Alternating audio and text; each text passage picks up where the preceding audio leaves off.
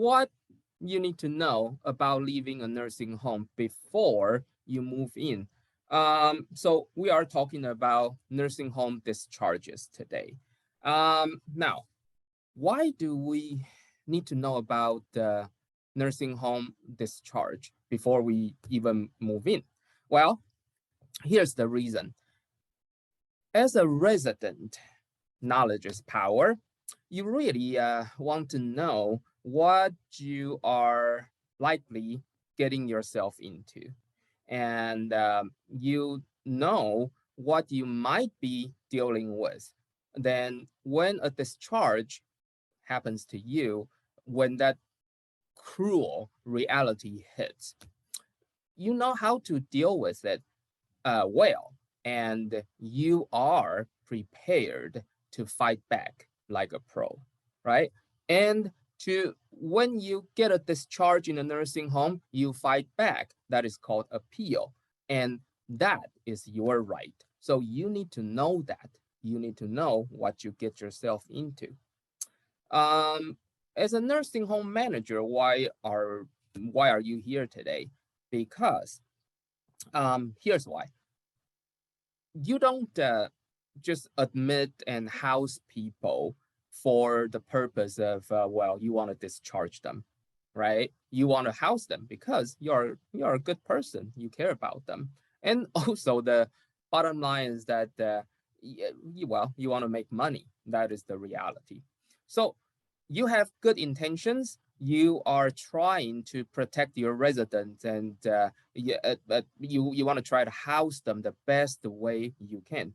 But sometimes, if if if you have to discharge your resident for some kind of unfortunate reason, when this discharge, this unfortunate means, this unfortunate ways to deal with things, when that becomes necessary evil, then what are you going to do? So, and that is why we are here today. So when that necessary evil must happen, you need to have a good understanding about what you're doing. And you can conduct and deliver a discharge properly and efficiently. Okay, so now that is the reason we all need to understand nursing home discharge before we move in. Okay. And this is the guy that's presenting to you today, and that would be me.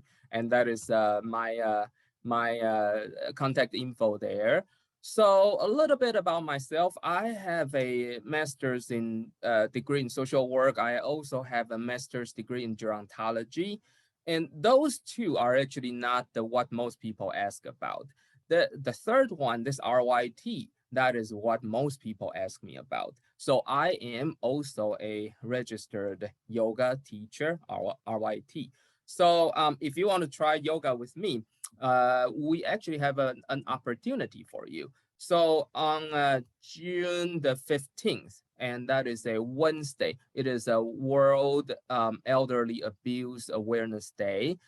We actually have our annual voice. We actually have our annual conference, and that is an in-person conference, and it is gonna be hosted in Maryland Heights Community Center. And the very first session of that to start the conference on June the 15th, that is my yoga session. So come to my yoga session and you can practice yoga with me. So talking about discharges. So this is the regs. These are the regs, and I don't expect that we're gonna be able to read this. That you're gonna be able to read that. No, you won't. You won't be able to read this. Okay, but we are gonna talk about these. So if you actually need a printout, look at the left upper corner. That is actually the regulations, and then you can actually find that. Just Google it, and then you can print out these 3 pages. And these 3 pages, are actually the foundation of what we are talking about today. Okay, so when a resident is leaving their nursing home, so resident leaving their facility, today we're gonna talk about the discharge. Okay, so discharge, so they are not going to they are not going to return. Okay, so that is called discharge. And of course, there's another kind of leaving, and that is transfer. And transfer is resident will return to the facility, and we will kind of briefly cover that. But let's start with not coming back. The resident is not returning to the nursing home. So there are two different kinds here. Let's look at the blue arrow here. So this is voluntary, and then the orange is involuntary. So let's go with the voluntary. So voluntary, what is that? So when a resident decides to discharge themselves, right? That's resident initiated. It is voluntary. Okay. So with this, then there is basically not too much, next step for a nursing home to do. Of course, you need to make some arrangements, but here's what a nursing home, what a long-term care facility needs to keep in mind. Okay. You don't necessarily need to give a discharge letter to the resident. But a facility, you still need to complete a discharge planning, and we will talk about discharge planning later in our later when I cover that part. One thing for a resident to keep in mind. So different facilities, they have different policy. So resident, they might need to actually notify the facility in advance. Some facilities, they require 10 days notice in advance. Some are 30 days. So you're gonna have to make sure you do what you are supposed to do as a resident. Okay, so that's the voluntary one, and we will actually talk a little bit more in a bit. But let's look at the involuntary. When a facility wants to discharge you, wants to discharge your resident, that is involuntary. And resident, of course, does not want to leave. That's why it's called involuntary, and that is called facility-initiated discharges. There are three different kinds. There's 30-day, and we will talk a lot about it, 30 days. There's emergency, and we will also cover that, a lot of details we have to pay attention to. And there's also rehab discharge, which is actually covered, paid for by Medicare, okay? Now, 30-day discharge. So facility, you must issue a discharge letter to the resident, okay? So the most common one that we usually see, that is a non-payment. So resident did not pay their rent, and that is a 30-day discharge, right? Next one, the emergency discharge. So also has to issue, the facility also has to issue a discharge letter to the resident. Okay, so what would be the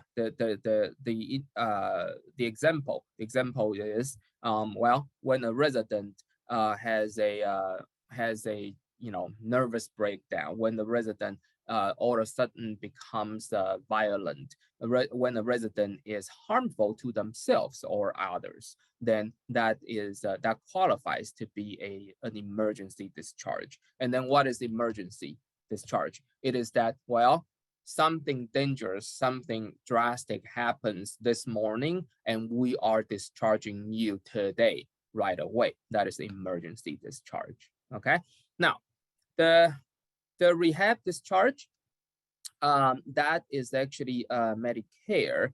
So when a resident goes into a rehab, per Medicare regulation, they can have up to 100 days. Now, that 100 days, it is not guaranteed. Okay, you don't necessarily have 100 days, but that is a decision made by Medicare. So if Medicare they decide that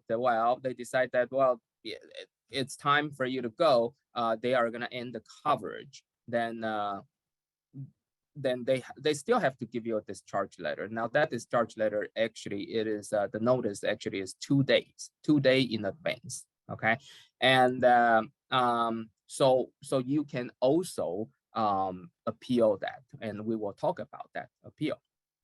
Okay, so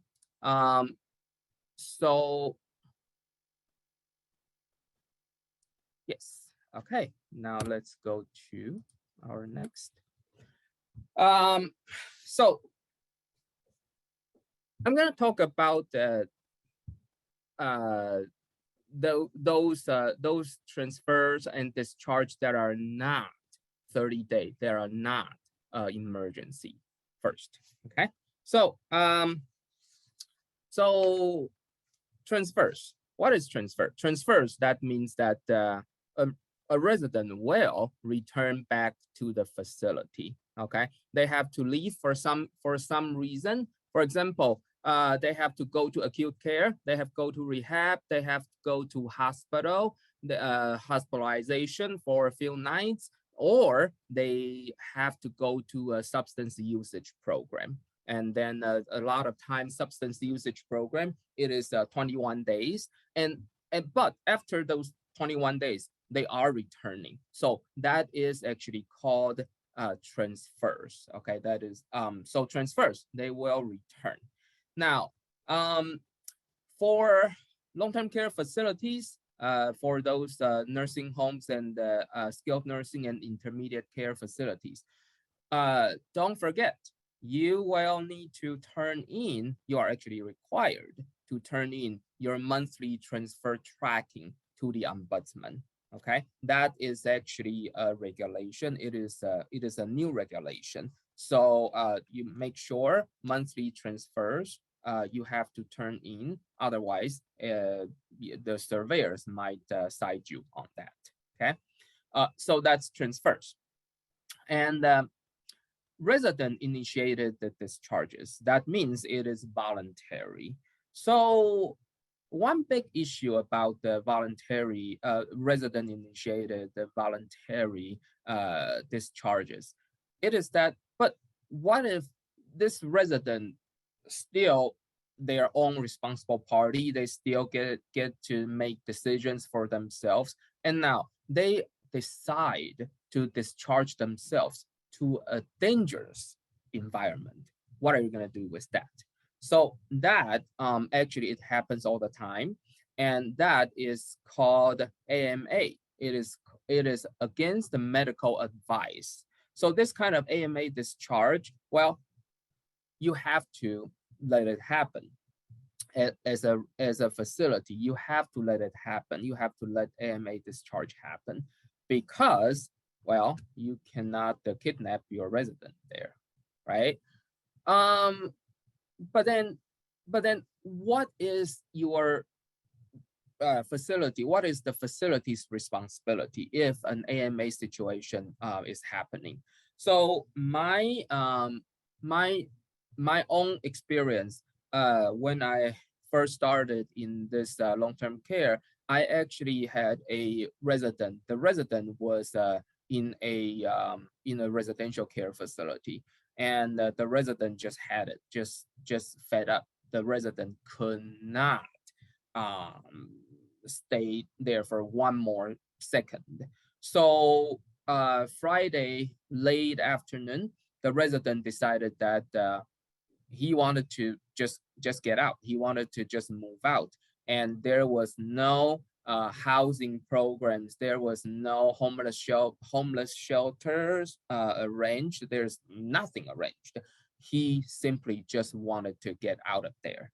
And can he do that? Yes, he can do that. He was his own responsible party, even though to get out and then to be homeless, there's a lot of dangers to it. Um, he was his own person. He was an adult. He made that decision. He understood the risks of it. So he moved out, and he actually went to stay under the bridge. So it was not the it was my very first kind of shock when I first started this in the long-term care business about 20 years ago. and then but that actually taught me one thing, and that is that the residents, they have absolutely every right to actually do things that make decisions that you or me don't like. Okay, we don't have to like it, but we have to support it for them, because that is their decision to make. when uh when a resident, they initiated this kind of AMA discharge, what do you do as a facility? Well, you are gonna have to just lay it all out. Well, the consequences of your unsafe discharge, what you might encounter, what would be the risks out there. And then if resident understands and got no problem with it, then you have to let them go. Like I said, you cannot kidnap them, right? And but before you let them go, you need to let them sign an AMA form, against the medical advice form. You need to have them sign that, and that the doctors, the responsible party, the POAs, all they have to know about this. Okay, and then the next step, um, the facilities, depending on situation, if it is really, really serious, the facility might have to do a self-report to the state hotline to report about this AMA situation and the possible self-neglect. Okay, so this is the AMA. This is a resident-initiated discharge. So about the rehab discharge, which is a Medicare discharge when Medicare funding ends. So 2 days, 2 day notice is required, and they will provide a 2 day notice. And then if uh, facility, social workers, families, or resident themselves, they feel, well, this is not right because the rehab is not done yet. We have not received enough rehab.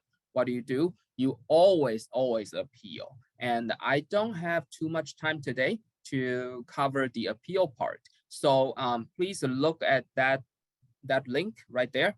And that's the link that you can find the Medicare appeal information. Okay, so these are those transfers and discharges that are not 30-day, not emergency. So with that, we are gonna go to 30-day discharge first. Okay, so there are so for involuntary discharges, we usually encounter these two different kinds, and then one is called 30-day, and the other one is called emergency. And let's talk about the 30-day first. So usually a facility, they have to permit each resident to remain in the facility, okay?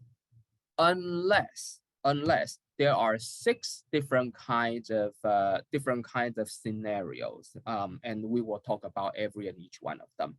So when those 6 different kinds of scenarios happen, then the facility then has the right or has the power to actually involuntarily discharge the resident.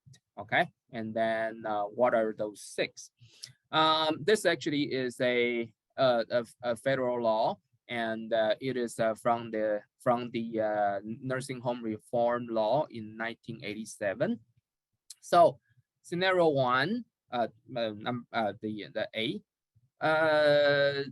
when the resident's welfare and needs cannot be met by the facility. Okay, so this one, we will spend a little bit more time on this because lately, well, the past few years, more and more, we've seen this situation. The facility simply writes a letter, a discharge letter, and say that, well, the needs cannot be met, the medical needs cannot be met, and that is the discharge letter. And in fact, that is not the right thing to do, and we will talk about why. Okay, so next one, it is when residents' health has improved sufficiently to the point that they can no longer qualify they can no longer qualify skilled services, skilled needs, and then they are too healthy to be in a nursing home. That is what that is. Okay, so then the nursing home can start thinking about a 30-day discharge. Sure. So the C and the next one, D, it looks almost the same, except for C is the safety of the individuals. That could be the resident themselves, that could be other residents. Okay, the safety of individuals in the facilities is in danger. And then the next one, it is the health of individuals in the facility would be in danger. So then with these two, when the safety and health are endangered in the facility. For example, a resident that wanted to harm themselves, that would be a pretty drastic situation, and that could qualify to be to be a discharge, right?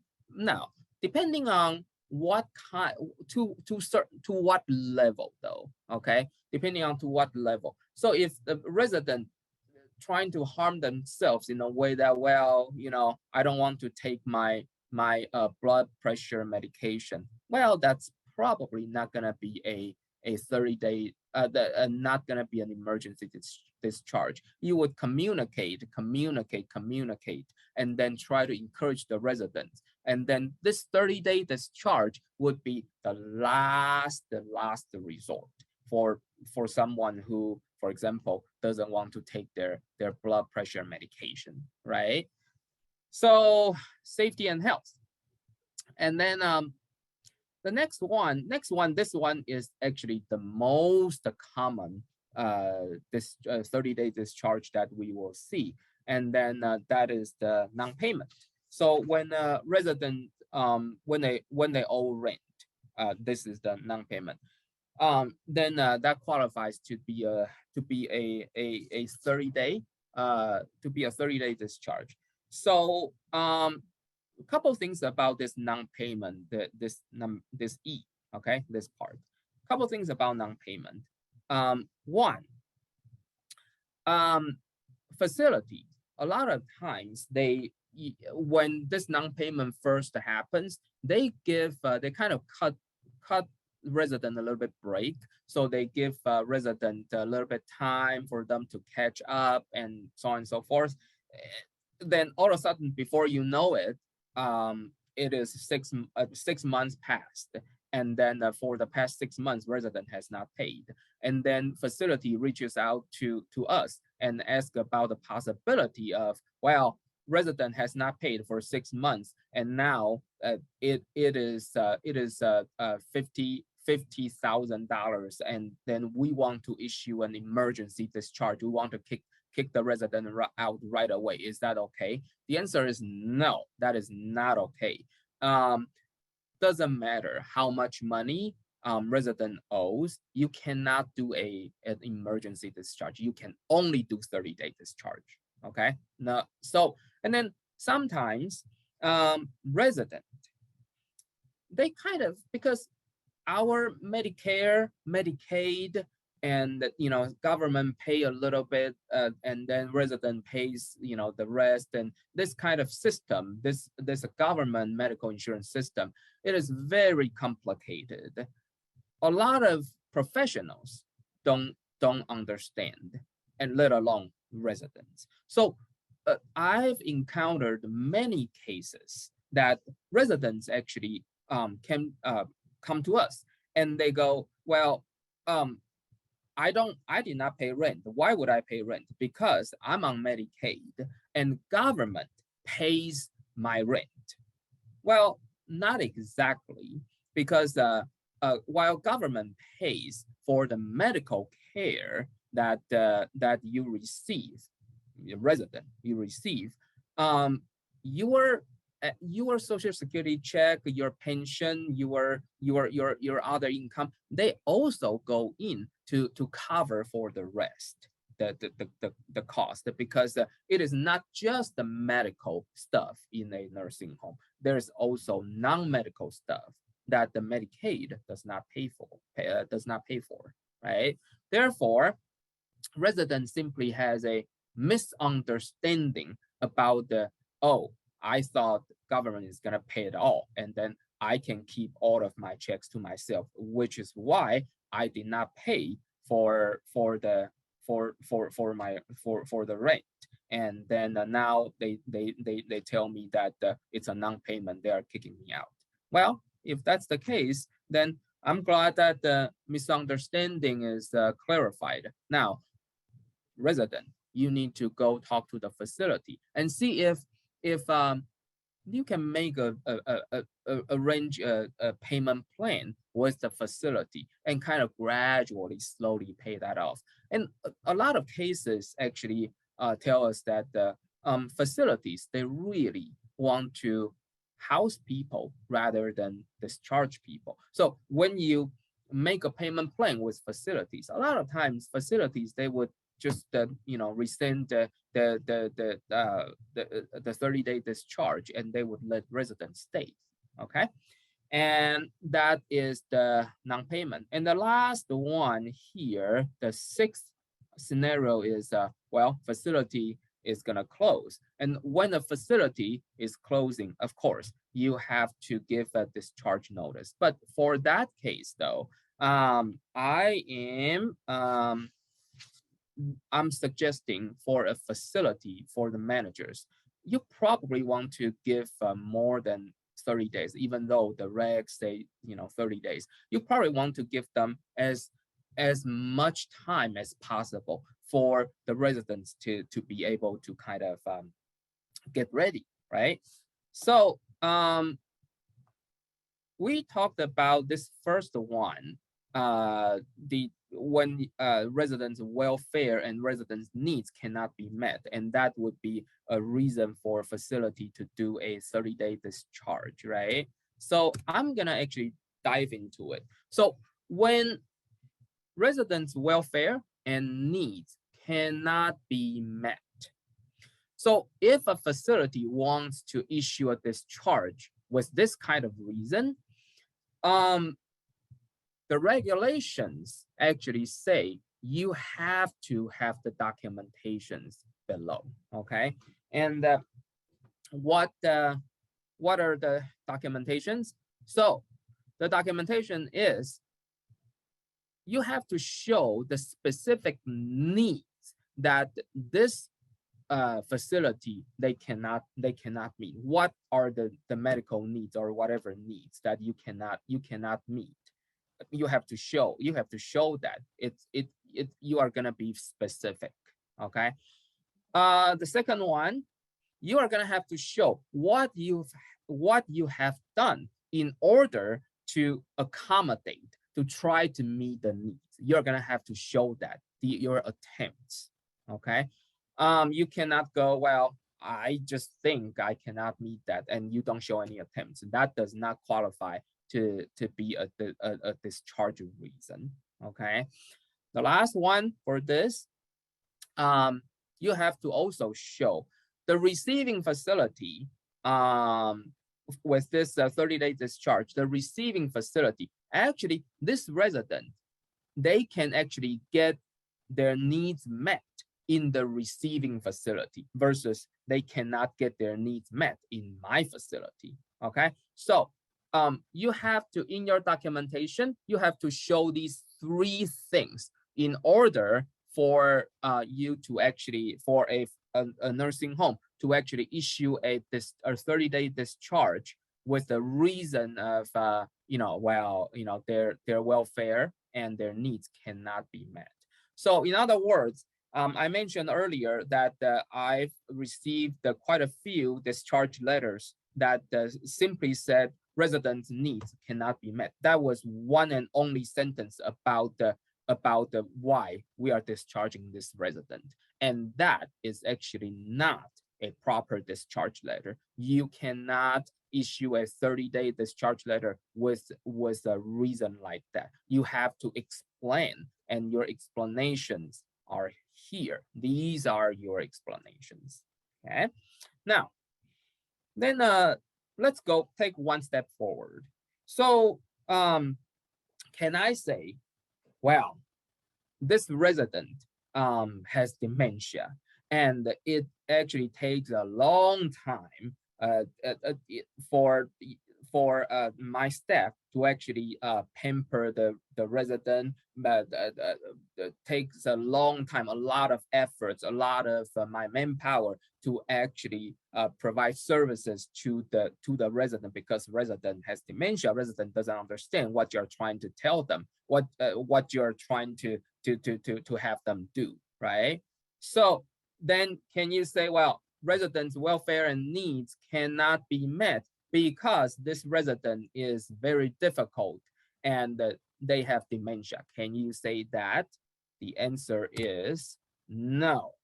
Your reason just to say, oh, dementia and the resident is difficult, that is not good enough. Okay, not a sufficient reason. And there's a paragraph here, and I took this paragraph from Justice in Aging website, and I think that is actually a very good explanation, and you can read it. And I don't read for you, but so the gist of this entire paragraph is that, well, in long-term care business, dementia is everywhere, and a lot of people got dementia. So a long-term care professional, you should be well trained. You should be able to deal with dementia. So therefore, oh, someone's it's difficult, it takes a lot of time to provide care, and someone has dementia, that is not a reason to discharge someone. You cannot use that as, well, needs cannot be met. Okay. Now, so that being said, let's say if someone, if this gentleman has dementia, and then the gentleman actually becomes disoriented, the gentleman actually becomes violent, and then the gentleman attacks someone, can that become a reason for discharge? Yes, then that can, because someone's safety is in danger, right? Then that thing can become a discharge reason. But you are not discharging this gentleman because of the dementia diagnosis. You are discharging the resident because of the incident, the attacking. You are discharging the resident because of someone's safety endangered. Okay, that dementia diagnosis, that is not the reasoning here. Okay, so I know that people put thank you, Kim, for your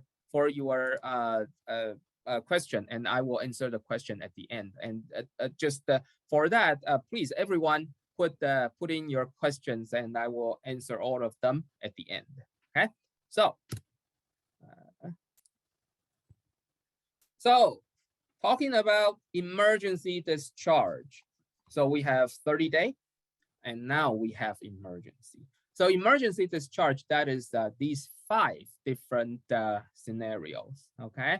The first one, the second one, that is safety and health endangered, okay? So a few years ago, there was a severe, pretty dramatic case, not a nursing home case, a shooter in a hotel in Las Vegas, higher up at whatever floor, I cannot remember. So the shooter actually started shooting the people that were walking on the street from his room higher up in that hotel. That happened in Las Vegas. So that next day, I actually received a report. So this nursing home administrator called me, and the administrator actually is in St. Louis. The administrator called me. She goes, well, she has this resident, and the resident actually has a personality disorder, and the resident actually decided that, well, he hated everyone in the building. He could not stand them. So when he saw that shooting case in Las Vegas, he turned around. He told everyone around him that he doesn't have a gun, but if he has a gun, he would start shooting, just like that person on TV. So that was a pretty actually extreme, but with that, then that actually is a verbal threat, and then the nursing home administrator actually issued an emergency discharge for that particular scenario. Okay, so safety and health, that's the first one, and second one. So the third one is when someone's health has improved sufficiently, and then you can do an emergency discharge. Well, that's the regulation, but in reality, I don't really see that a whole lot, because when someone's health is improved sufficiently or significantly, then a lot of times nursing homes, they do a 30-day rather than emergency. And the next one, it is an immediate transfer discharge required by the resident's urgent medical needs. And of course, that we understand. The key word here is urgent medical needs. Then that qualifies to be a emergency discharge. So the last one here, this one, we need to pay attention, because this one's actually pretty confusing. So let's read the entire thing here. So it says the resident has not resided in the facility for 30 days. Okay, so resident has not resided in the facility for 30 days. What does that mean? Does that mean that, well, it is February the 8th today, so I have a resident that moved in February the 1st. So 1st to today, the 8th, that is 7 days later, and then 7 days later, we decided that, well, we don't like this resident, caused a lot of trouble when whatever. So then still within the 30-day period. So now we can discharge this resident, right? No, that does not mean that, okay? Resident has not resided in the facility for 30 days. That means that you have this resident, and the resident actually is out and about, and the resident is not in the nursing home to receive your care for the past 30 days. And with that, you can discharge, okay? You cannot discharge your resident, a new resident that was admitted a week ago, then now a week later you decide you don't like him, and then you want to discharge him, and you quote this one. as your reg. No, that's not how you do it. Okay, so because we are talking about human being here, we are not doing a test drive. It's not you do a test drive and then you don't like it, then you just dump it. No, this is not a employment 90-day probation period, and then you can fire them before within those 90 days. No. So you cannot do that. Okay, so resident, this the past 30 days, this regulation E, this one, that means that the past 30 days the resident has not received the care. That shows that the resident does not need your skilled care, and that is the reason, that is the ground to discharge. Okay. Next, the last one, that's a reminder. The reminder is that emergency discharge actually usually is resulted from an urgent, drastic incident. And this kind of discharge, that needs to be issued as soon as possible. Okay, you cannot wait till, well, the administrator is on vacation now, and then a week later when the administrator comes back, now we are issuing a discharge to emergency discharge to actually remove the resident from the property. No, you cannot do that, because if it's urgent, if it's emergency, then it was emergency a week ago. A week later, that is no longer an emergency. You cannot discharge someone a week, 2 weeks later, 10 days later for that emergency that happened 10 days ago. No, that is not how that works. Okay. So, okay. So,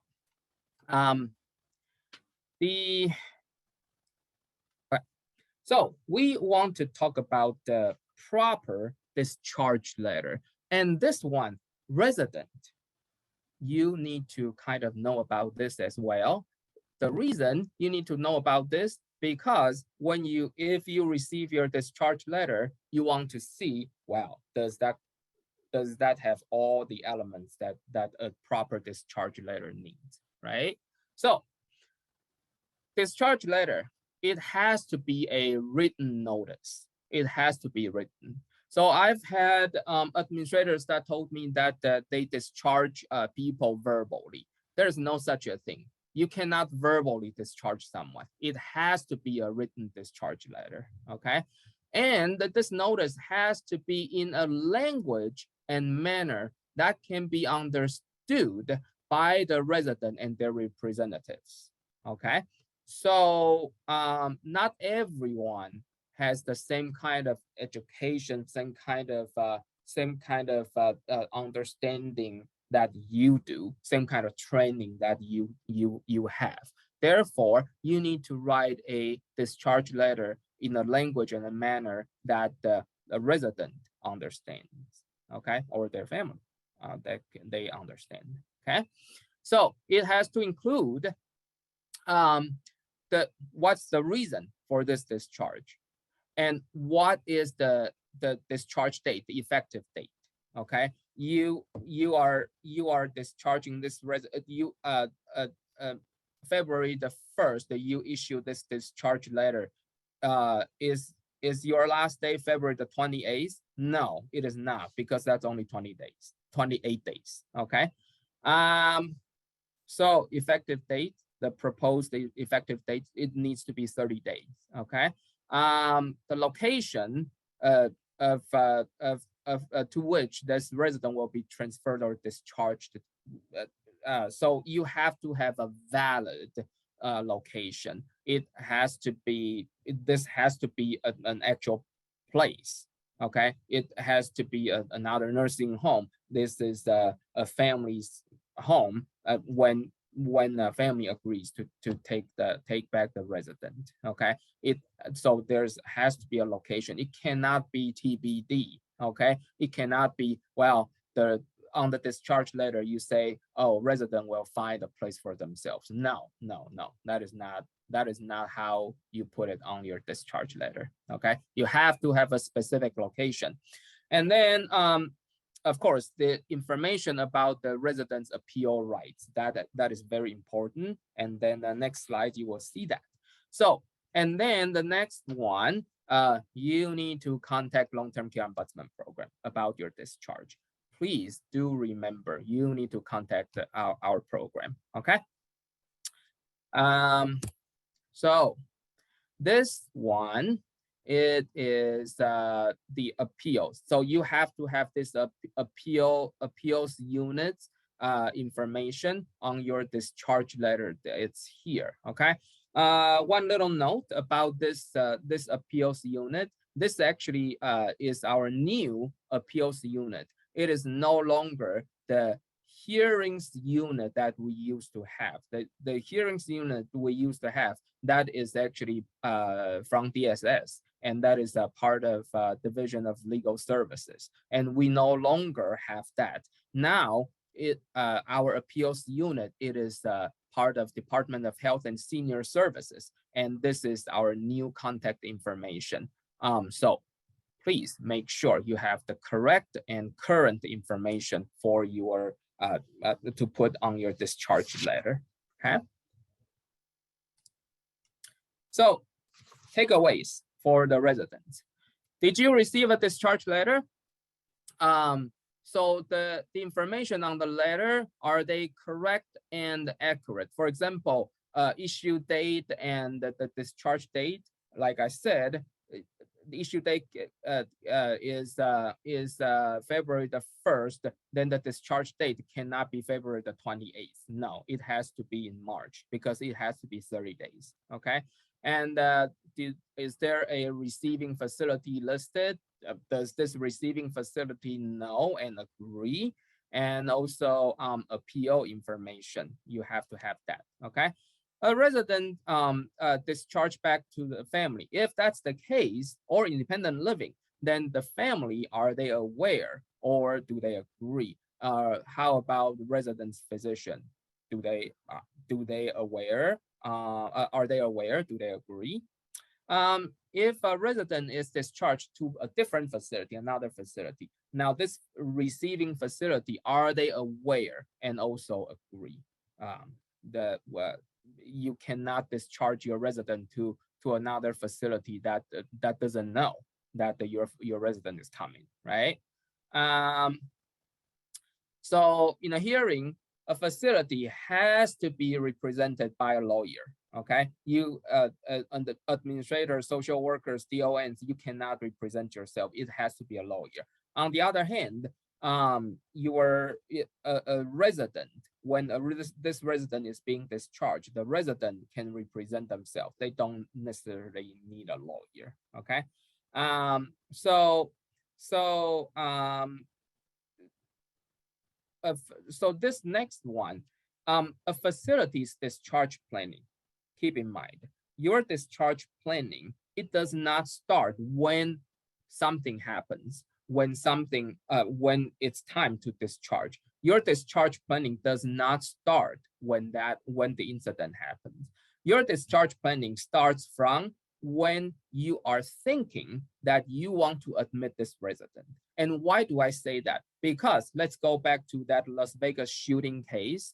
When the administrator was trying to discharge this gentleman who was gonna shoot everyone, no one wants to take the gentleman, and because the administrator actually admitted the gentleman from the street, homelessness, and now no one wants to take the person because the person actually made threat like that. The person doesn't have income, so no facility wants to take in someone that cannot pay them, right? So that is why when you are admitting someone, you need to already think about, well, if unfortunately I have to discharge the person, what I'm gonna do. Okay, you need to be prepared. Okay, so keep ombudsman in mind through this in the loop throughout this entire discharge process. And here is the ombudsman's contact info. We do not have a fax anymore, so we do email. So email us, okay? Also, we talked about the transfer logs. Please do remember to submit your transfer logs, okay? Next one. Here is all the resources that I mentioned, all the information that I got. These are the resources, okay? The one thing that I didn't talk about it is about the bed hold. So the bed hold, that's the information that you need to look at, okay? And then Missouri Protection and Advocacy Services. I actually skip one. So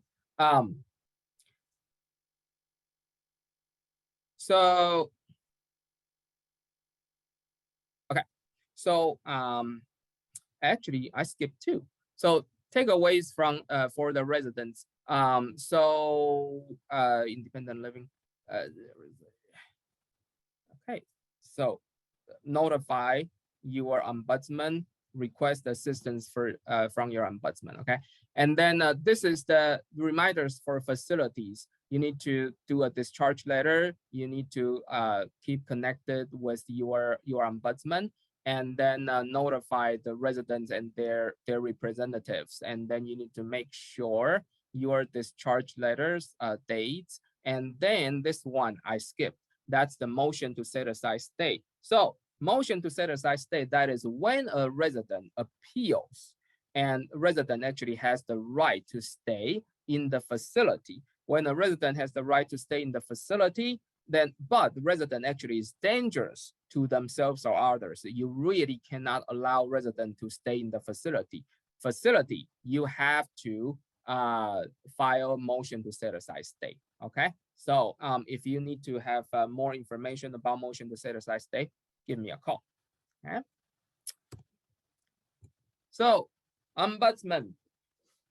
Ombudsman is your good friend. So here is our ombudsman map, and the ombudsman's map. You can actually find it here in this this website, this web page. So communicate with us. Okay. This is our number here on the right side, and the 1-800 number, this is to the state ombudsman office. And then on the left, this one, you in long-term care, you need to know this number. This number is for adult abuse and the neglect exploitation. So remember that, okay? So that is all the information that I am covering today. And we have about 5 minutes. I'm gonna stop sharing, and then we're gonna start answering questions. So the first question, Stacy said that there's a lack of attempts to meet needs, so no communication with us, and trying to adjust meds sometimes for years. And then there is suddenly an emergency discharge because they cannot meet the needs, and there's some incident.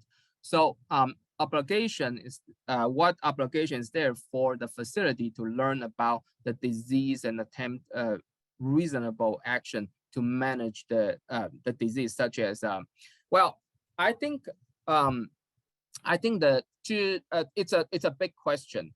I think the first sign about this case is that lack of communication, and lack of communication. Just with that piece, that you cannot let that piece go on for 2 months, 3 months, 5 months, and then all of a sudden there's an emergency discharge. Okay, so when you first realize that there's a lack of communication, then you need to get that part taken care of. So don't wait.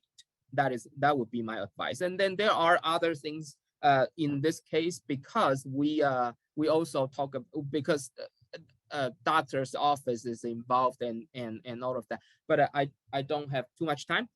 So Stacy, give me a call. My number's in my PowerPoint, and my number is 314-919-2411. Give me a call. Okay. So what if there's no location identified despite the contacting lots of other nursing homes? Well, it doesn't matter how many nursing homes you contact. If there's no specific location on your discharge letter, that is not a valid discharge. Okay. Hospital. Well, good question. Hospital.